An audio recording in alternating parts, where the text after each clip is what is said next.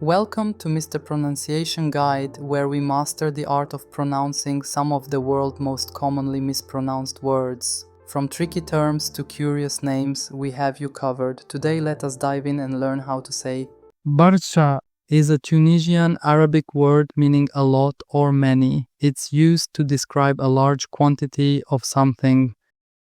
Barsha, Barsha, Barsha, Barsha, Barsha, Barsha, Barsha, Barsha, Barsha, Barsha, Barsha, Barsha, Barsha. Check out more videos on pronouncing tricky words and names with confidence.